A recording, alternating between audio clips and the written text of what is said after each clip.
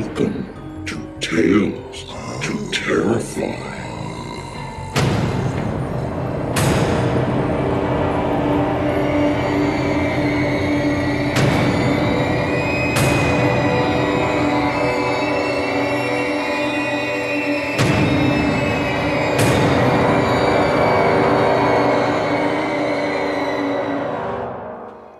Good evening, children of the night. This week, we're pausing our journey in Athens, Ohio for our fiction. The last time I was in Athens County was for the Ohio Pawpaw Festival at Lake Snowdon. The official state fruit is the tomato, but the official state native fruit is the pawpaw. They're interesting, and if you ever have the opportunity to try one, I'd recommend it. But the city of Athens itself will frequently turn up on lists of the most haunted cities in the country, if not the world, with some regularity. If you happen to thumb through Chris Woodyard's Haunted Ohio series, which is 7 volumes, you'll find mention of some sort of unusual story about Athens in every one. For example, the Moonville Tunnel, which it is said that on some lonely nights, one can see the swinging lantern of the ghost of a railway man. Or Mount Nebo, where a group of spiritualists led by a man named Jonathan Coons held seances until locals, exhausted by the spiritual occurrences, persecuted him and his family out of town. Ohio University's own Wilson Hall, which has appeared on Fox's show Scariest Places on Earth about 13 years ago, for its collection of strange stories. I do have to interject the story that Ohio University's students tell each other that Wilson Hall sits in the middle of 5 cemeteries, all forming a nearly perfect pentagram, is true. However, when I asked a friend of mine who was more familiar with the area about it, he remarked that it'd be easy to draw out any shape you wanted using cemeteries in the county because it has, by last count, 153 of them. And then, the ridges. Standing, or some may say looming over the city below, is one of the remaining Kirkbride plan buildings, now called the Ridges, but was established as the Athens Lunatic Asylum in 1874. At its peak, the facility was treating approximately 1,800 patients. Included in the show notes is a link to a picture of an alligator that was raised in the asylum's fountain. Ohio University students will regularly tell underclassmen that when the asylum closed its doors, it simply turned the mentally deranged out into the streets of Athens without a bit of ceremony to do what they will. Also, beyond the myriad ghost stories that would come out of any asylum, is the story of Marge. This one certainly has some truth to it. On the top floors of the building is an outline of a woman who became lost or trapped on that floor, laid down, and passed on to the next life. The cement under where her body came to rest retains the marks of where she laid before being discovered quite some time later. So, children of the night, welcome to Athens, Ohio. How about a story? Tonight's fiction comes to us from Richard Farron Barber, who was born in Nottingham in July 1970. After studying in London, he returned to the East Midlands. He lives with his wife and son and works as a development services manager for a local university. He has written over 200 short stories and has short stories published in Alt Dead, Alt Zombies, Blood Oranges, The Horror Zine, Murky Depths, Midnight Echo, Midnight Street, Morpheus Tales, MT Urban Horror Special, Night Terrors 2, The House of Horror, Trembles, Terror Scribes, and broadcast on BBC Radio Derby and Irwash Sound. During 2010-2011, Richard was sponsored by Writing East Midlands to undertake a mentoring scheme in which he was supported in the development of his novel Bloody Bones, which he now is shamelessly hawking amongst agents and publishers.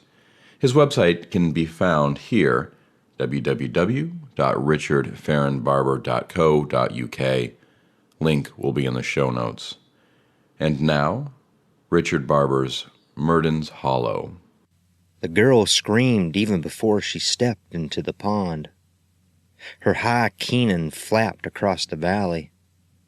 I tried to look over the tree line at a bunch of stars, but each time I was drawn back down to watch her. I knew the girl. We'd been in the same classes for math and English, and a few other subjects, but that was 3 years ago. Sharon? Siobhan. Something like that. She had never raised her voice in class, seemed embarrassed if Mr. Jones even asked her a question, and now she was screaming, fit to burst. What do you reckon? Jimmy sat down beside me, halfway up the embankment that circled Murden's pond. Up here, I felt like I was separated from what was happening in the pond. I knew that wasn't true. I had my small stone clasped tightly in my hand. Do you think we'll all be like that? Jimmy asked. I shrugged. She's not even got her feet wet, Jimmy said. Leave her alone. Shireen, that was her name. She smiled at me once, in physics. Have you seen her? Jimmy asked. I nodded, looked over the pond to where Frances was sitting with Kate and Jane. What number you got? Jimmy gabbered when he got nervous. We'd be walking into the exam hall, and Jimmy's voice would be chundering on about how he hadn't revised enough, or he never understood the significance of the corn laws anyway, until whichever teacher in charge would shout for everyone to shut up, and that includes you, Jimmy McGovern. I opened my hand, revealed the number 13 on my pebble. Ouch, Jimmy said. Then he showed me his, 24. I tried to do a quick head count, but it was hard to see in the dusk, and anyway, it was impossible to concentrate with Shireen screaming. She was first. To be fair, I think I'd have been the same if it had been me. The water lapped around her legs, seemed to cut her off at the knees. The screaming stopped. She just cried now, shuffling forwards through the pond with her chin on her chest and her arms down by her sides, sniffling and shuffling. I looked across at Jimmy. He was staring at Shireen. Everyone was, clutching our numbered stones and trying desperately not to allow the wish of, please not me, slip into, please let it be her. Up to her waist now. The holler was exam room quiet. Not even the rustle of paper or the scratch of a pen nib to destroy the silence. All of us just watching the water creep up Shireen's body. It covered her chest, her shoulders. When it drowned her face, I think we all held our breath, only letting it out a minute or so later when the crown of her head broke the surface of the water. She struggled forwards, falling and slipping her way to the far side of the pool, but she'd made it. I hated her. I looked down at my numbered pebble, and I hated her. Why couldn't it be you? You want to swap? Jimmy asked. I couldn't tell if he was serious, but I shook my head. Nobody swapped. You didn't swap, and when your turn came, you went down to the water's edge without being called. How did we all know this? I tried to imagine my mom and dad sitting here when they were 21. Had it been the same for them? It was one of those things nobody talked about, like they'd never commented when I had just turned up on the doorstep this morning. No warning, but when Mom opened the door, the first thing I read in her face was not surprise, but relief.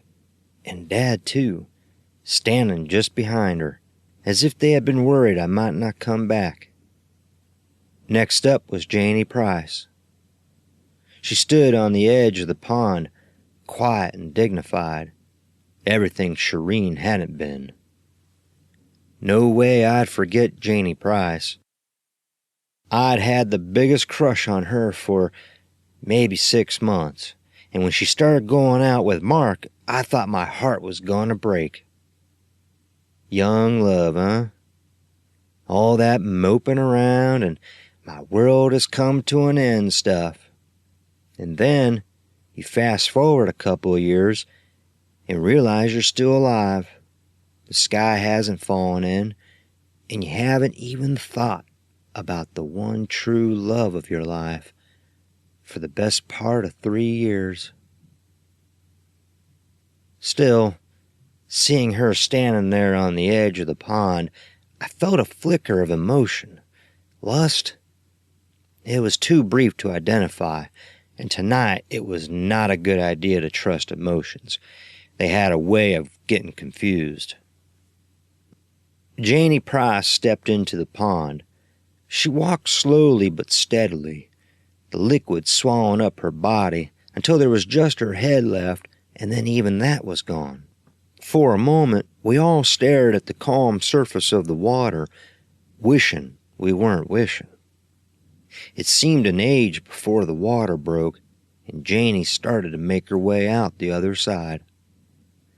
Someone started clapping. In the gloaming, it was impossible to tell who it was, and in a moment, we were all clapping, and shouting, and cheering, and Janie stepped out of the pond to an applause that rang around Murden's holler. I was on my feet, screaming with the others. Janie turned around, raised a hand to acknowledge the applause, and then walked over and sat down on the grass beside Shireen. Safe. A train clattered out from between the trees. It took the hard bend above me, raping the quiet air. Light from the windows flickered over the scene, catching us moving in stilted action like a 1920s zoetrope.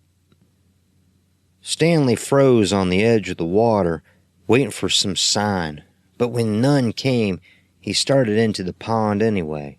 Lanky thing, well over 6'2", with limp black hair that hung down over his shoulders like pondweed.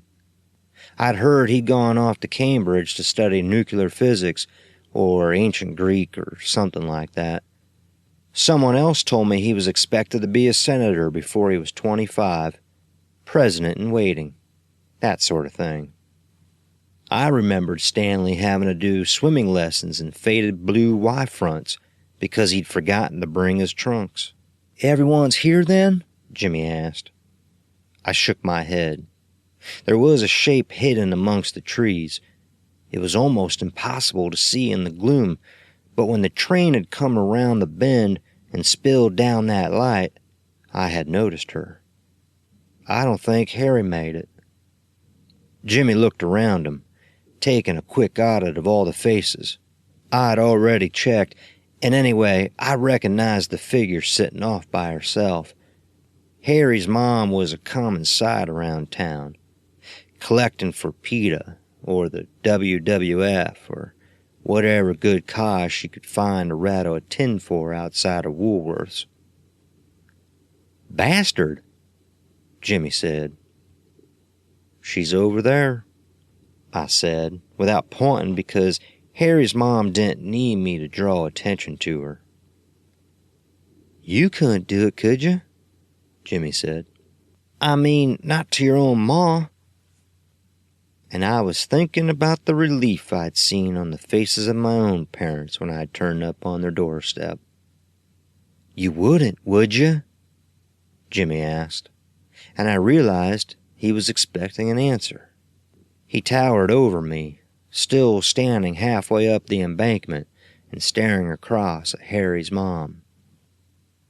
"I thought about it," I said quietly. "I only bought my train ticket yesterday." "Are you saying you didn't have second thoughts?" "There wasn't much to think about. Not with Rose." I'd forgotten about Jimmy's sister. She must be, 13 or 14 now? "But you came back. That's the thing," Jimmy said. I was silent. I didn't even understand it myself. I could have just stayed hunkered down in my flat. Nobody would have come looking for me. I could have pretended I'd got the date wrong, although I could feel it in every cell of my body, like the tide being pulled by the moon. But it was more. It was this thing that had been hanging over my head forever, and it was not wanting to miss out, crazy as that seems. And it was the chance of seeing Francis again. John B. came out the far side, hands clasped together over his head like he just won a race. What was that, 5 or 6? I hadn't been keeping count. I didn't even know what number Francis had. She sat over the other side, and a couple of times I looked across, and I wondered if I caught her looking at me, or if that was just wishful thinking. "You in contact?" Jimmy asked. I shook my head. I hadn't spoken to Francis in 3 years, not since we'd all left school. I'd written her texts and emails, hundreds of them. I just never sent them. And the longer the silence lasted, the harder the message was to write. After so long, sorry isn't enough. And my problem had been that I knew sorry wasn't enough in the first place. Jimmy looked surprised. "You two were so close. How could you just drift apart?" We didn't drift, but nobody knew that.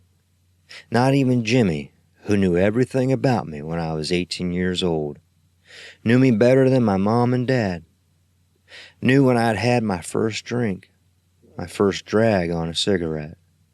Jimmy was there when I tried hash and threw up into the bin outside the Church of Latter-day Saints. Jimmy, who knew where I'd hid the skin magazine my mother eventually found after I left home. Jimmy, who knew everything about me, except why Francis and I stopped seeing each other. He sat, waiting for an answer. There was a silence between us that blanketed the bird call coming from the woods and the splashing of Helen as she made her traverse across the pond. An awkward, uncomfortable silence. "I'm sorry," I said quietly to him, half afraid someone would overhear. "It's complicated."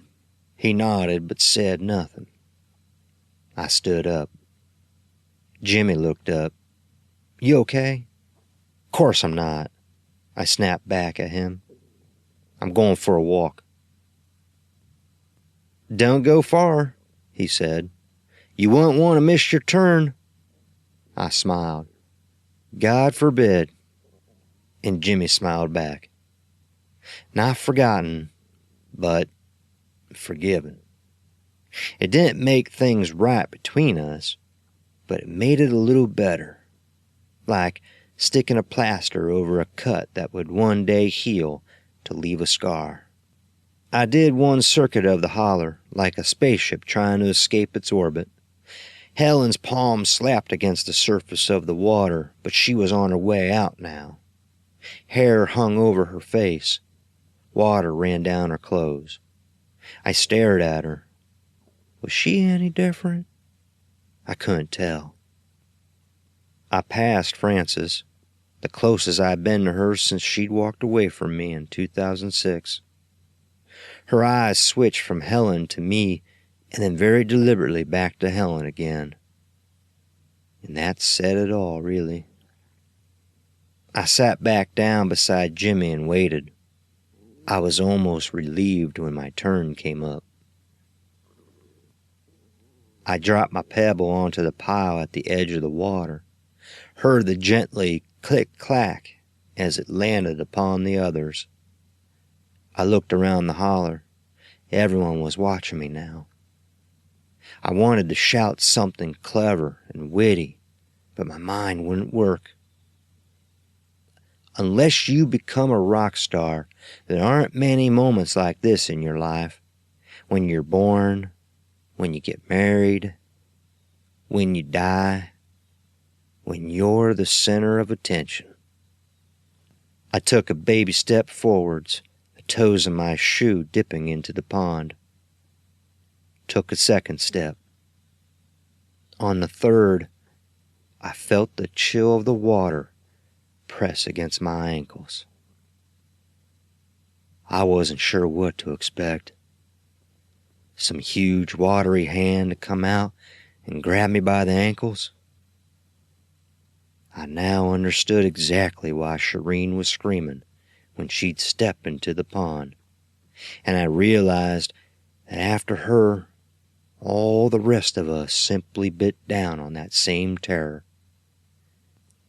But it was still there.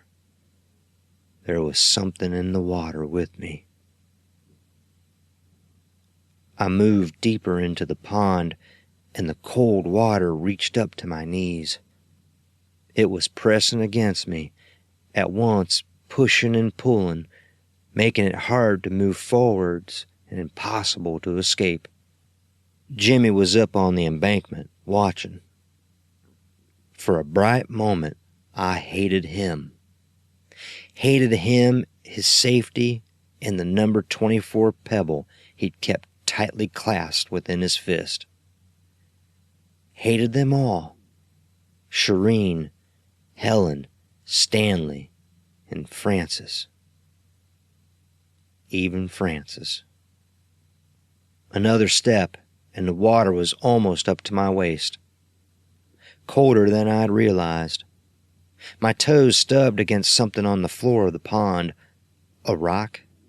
I stumbled, held out my hands to stop myself from falling, but they slapped weakly against the water. With that one step, I was up to my shoulders. Cold black water pressed against my throat. It felt like I'd been swallowed by the earth. It brushed against the back of my thighs. It pressed against my skin, inspected me. I opened my mouth to scream, but instead I breathed in the thick, brackish water. Water slipped up my nose, filled my mouth, blocked my eyes. Water pressed against every part of me, invaded me. It, whatever it was, brushed past my stomach, long and thick and hard. I opened my eyes, but I couldn't see anything, just degrees of blackness within the water. Above my head, like a halo, the brighter surface of the pond rippled and distorted. It's me. It's me. It's chosen me. Panic, sheer panic, arms flailing, held down by the water. Try to run, but it's impossible. Stagger forward off balance, and I fall. My knees plunge into the sludge at the bottom of the pond, fingers raking through mud and stones to find some purchase. The halo of light seems impossibly distant. There's a crack in the floor of the pond, a fissure that goes down, down, down into the belly of the earth, down to wherever this thing lives, and one of the tentacles stretches up into the pond and draws across my chest. I can feel thick muscle coiling beneath soft, leathery skin. I slap ineffectually at the thing, and all it does is raise sediment from the pond bed and fill the water with flecks of grit that I'm swallowing along with gallons of dirty water. But I stumble forward, cut my palms on a sharp rock, blood sluicing between my fingers. It glides across my face, over the back of my neck. Spots of red and gold explode across my eyes. My lungs press against my ribs, pushing them, cracking them. I slap against water. Fingers grasp nothing. Hands close on empty fist. It touches my face again. On my hands and knees, I'm crawling, and I know it's in vain, but it's the only thing I can do. Can't give up. Just keep pushing, pushing, pushing against the pond. The weight of water pressing down on my spine, forcing me into the ground. So I don't realize when it's gone. When I crawl up the shore of the pond, my spine breaking the surface, spewing up gouts of thick, oily water. I hear nothing. My eyes are blind, clamped tightly closed against the water. It is taste, the taste of the air on my tongue, that tells me I'm no longer in the pond. I've survived. I open my eyes, and they sting with grit, but I can see. My arms quiver with the effort of trying to hold me up, and then they simply give up, and I'm lying half in and half out of the pond. I hear muffled voices, my name distilled through fathoms of water. Hands, many hands roll me onto my back. Jimmy stares down at me. Jimmy and Francis, kneeling over me, and both looking like I'm already dead. Both as pale as the moon. This is what it takes to be forgiven? If I'd known that, I'd have jumped straight into the pond way back in 2006 when Francis walked away from me. I tried to laugh, but it comes out like a death rattle. You okay? It's Jimmy who speaks.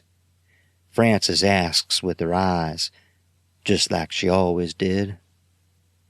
I try to nod. My throat still hurts too much to speak. But I just manage to bash my head against the ground, and it hurts, but I'm laughing again. Not because it's funny, but just because I'm alive. Francis smiles. Not forgotten, but forgiven. I hear splashing. It's still going on. I want to warn them. I try to sit up, but I just flail on the grass like a dying fish until Jimmy and Francis get the idea and haul me into a sitting position. No one's looking at me now. Everyone's back to staring at the pond. I open my mouth to shout a warning, but then I close it silently. They already know. We all know. Maybe not exactly what will happen, but we all know that one of us is gonna be chosen. I can't see who's in the pond at the moment. I could work it out, take a mental register of the class from those sitting around the edge of the pond, but it's too much effort. I'll find out soon enough. There are a few bubbles rising from the middle of the pond. Waves lap gently against the shoreline. A moment later, John Kane is walking out of the pond. Walking. Note, not crawling. With the smug grin he's worn on that face since year 6. The pile of stones by the edge of the pond grows larger, and even though I'm safe, that quiet click-clack each time a new stone is added still fills me with terror. Frances is leaning against me, the warmth of her body filtering through my wet clothes. She doesn't say anything, and neither do I. This could be any night back in 2006. This is what I've missed. The comfort, the companionship, the ease of a relationship where you don't have to fill every second with words. I move my hand to take hers, and then I realize it's already filled, clasping hard on a numbered stone. I look across at her, but she's looking down on Murden's pond. Don't do it. I want to tell her, but she will. We all will. What's your number? I ask. My voice is strained, words filtered through gravel. She opens her hand to reveal the stone. 31. The pebble sits in the center of her soft hand. Just a stone. Just a number. But there's something ominous about it. Something familiar. And then I do a quick count of all of us around the pond. 30. Plus Roger, currently doing his version of the sludge walk, makes 31. So Frances is gonna be last. She knows. I can tell from looking at her that she knows. Next up is Harry's mom. She comes down to the water line. There's an air of anticipation that hadn't existed for anyone else. You can see it in the way she walks, every step trying not to hate the son who deserted her. She's an outsider, and as cruel as it sounds, we all know that it's right for her to be chosen. Really, how could we ever have thought it would be one of us? She stands at the edge of the pond and opens her hand. The quiet click-clack of the stone falling against its fellows. Janie makes the sign of the cross, fast and angry, and Shireen starts crying again. We all wait in perfect silence. Even now, I can't understand why Harry's mom is going to walk into that pond. Why she doesn't just run away. But then I didn't run. None of us did. She steps into the pond and a collective sigh runs around the holler, of expectation and sympathy and relief. Now it's started. I expect to see that tentacle rise up out of the water to claim her, drag her down into the fissure. She moves into the water, surprisingly graceful, up to her ankles, her knees, her stomach, her chest. Her face, slashed by silver moonlight, is calm. The water rolls over her head. For a moment, her blonde hair fans across the surface of the pool, and then that too is gone. I hold my breath. We all do. A moment's silence for the recently deceased. Janie's lips are moving quickly in prayer. A few bubbles of air rise up through the black water and break open on the surface. Once the offering is taken, will the rest of us still have to traverse the pond? I don't know. And there's no one around here to ask the rules. Maybe that is ultimately what it means about being an adult. Finding your own rules. And then the water breaks around the head of Harry's mom, and she's walking out of the pond. No, it can't be. But now she's clambering up the shoreline, streams of water falling from her shoulders, her arms. I want to scream at her, to push her back into the pond. It's a mistake. It has to be her. She looks around, but no one moves forward to congratulate her. I know all she sees is the hate from the people who think she should be dead. She trudges back to her spot beneath the trees and sits down to face the pond. After that, there's an inevitability to everything. People walk forward. I can't even try to recall their names, and drop their numbered stones onto the growing pile before stepping into the pond. I reach across and take Frances's hand, squeeze tight, tighter. Never gonna let her go again. Jimmy walks down to the pond and takes his turn. He looks up at me, and with my free hand, I throw him a clumsy salute. He smiles, returns the gesture, And as he starts walking into the pond, he's looking up the hill at Francis and me. When he comes out the other side, he trudges up the slope to rejoin us. Silent.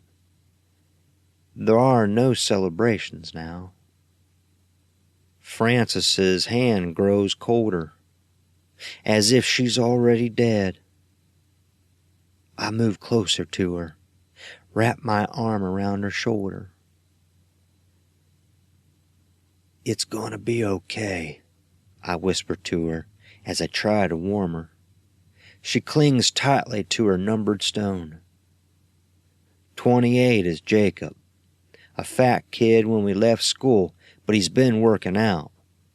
He stomps through the pond and out the other side without breaking a step.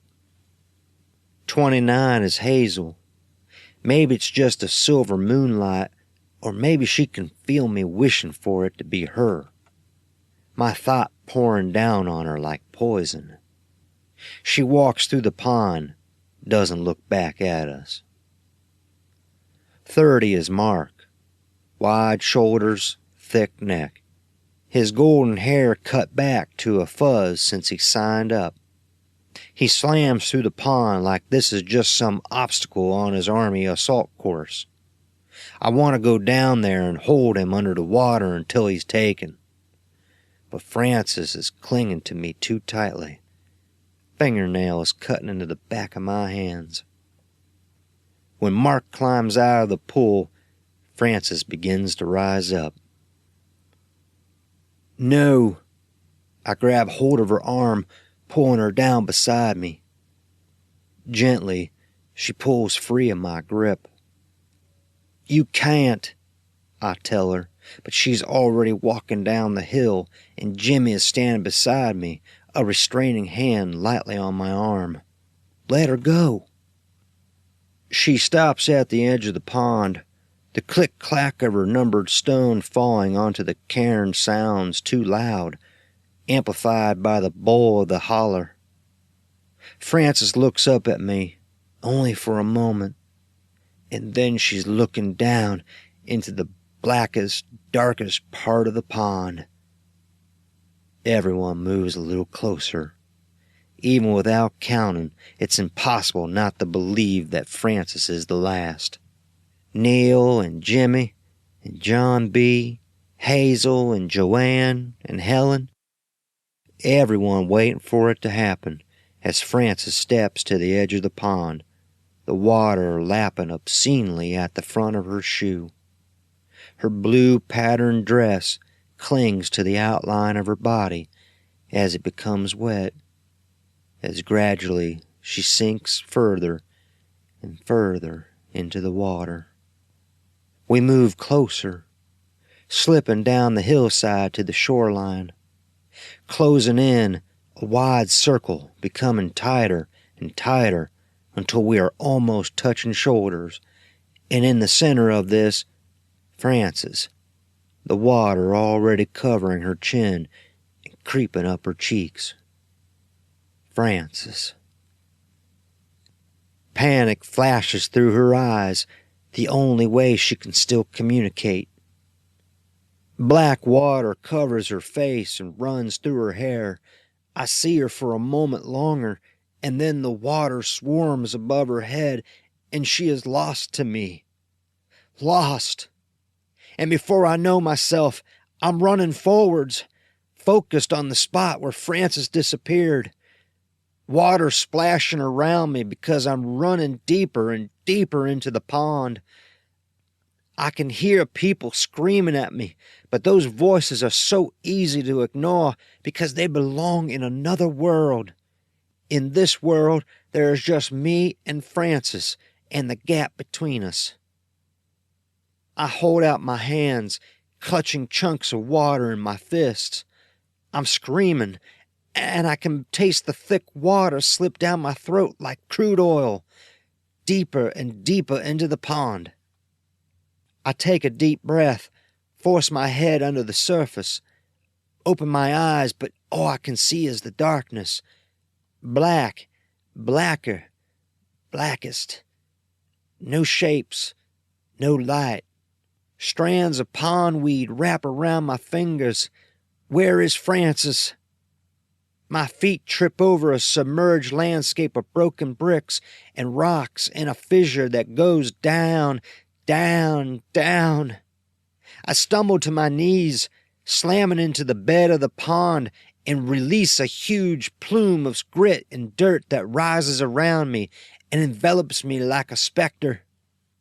As the debris begins to settle, I see her, floating, falling. The blue-white dress rides up around her thighs. I lurch forwards, almost collide with her body as I gather her into my arms. She is lighter than I remember, as if it had taken something from her. I break the surface of the pond, the air cold and hot upon my face. Harry's mom stands in front of me. I notice she is standing behind the cairn of stones. It should have been you, I tell her. She smiles, and I almost drop Frances's body and rush at her because she's laughing at me. She's laughing at all of us, and I wonder how long she's known, and if she's always known, and if this is what it's like in Murden's Holler every year. Let her go, Stephen. Her voice sounds soft, kindly, but there's a hard edge. It isn't a request. Behind me, the water shivers. It's coming. Let her go, she tells me, an urgency in her voice. I shake my head. No, not now. Never again. I stare down into Frances's face, and she looks so peaceful. She could just be asleep. I want to believe she's just asleep.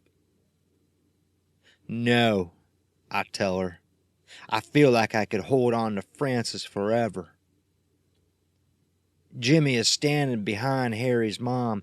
He's trying not to look at me, but he's still standing behind her. You can't have her, I tell him. She's gone, Stephen, he says to me. No. I'm shaking my head, but I can see it's not just Harry's mom or Jimmy. It's all of them. Moving closer, I hold on to Frances's body, and the waters of Murden's pond lap over my feet. I don't have to look behind me to know that something is happening. The surface of the pond is shifting. Take her back! Take her back now before it's too late! Helen screams. She picks up one of the stones from the pile and throws it at me. Before it strikes me on the cheek, I wonder, was it her own stone? The one she's been holding all evening? Would you... Another stone. I can't see who threw it, but it hits me in the stomach. Another, and another, and I stumble backwards, away from the missiles. A crazy part of my mind is thinking, there's only 31. As I stagger backwards into the pond, the water is up against my knees. I see Jimmy as he throws his stone, and he looks terrible. White as a ghost, and he's crying, but he was always a good shot. And I know the stone that hits me in the chest has his number 24 painted on it. The stone falls into the pond, and then there's another stone, and another, and it's hard to keep my balance. It brushes my stomach, but this time it doesn't glide past. I feel the tentacle coil around me, pulling me backwards, off balance, down and down and down, and I try to call out, but the water fills my mouth. I'm still holding tightly to Frances. I can hear them all screaming. Their voices water-filtered, strange and surreal, but I know that it's all of them. Jimmy and Stanley and Helen and Shireen. Shireen screams loudest of all. That was Richard Barber, Murden's Hollow, as read to us by Rock Manor. About the narrator, Rock Manor is the owner of Manor House, a former brothel from the 19th century. It's been reported that long ago several murders of prostitutes took place at this residence, and the spirits now haunt Manor House, all of which Rock Manor would approve.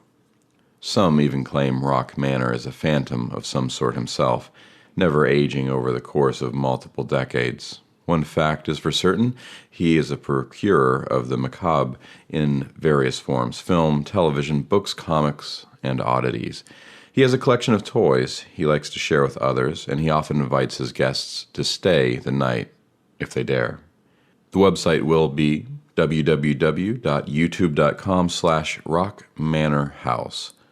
Link will be in the show notes. And that will be our show for the week, Children of the Night. We will meet again next week for more Tales to Terrify.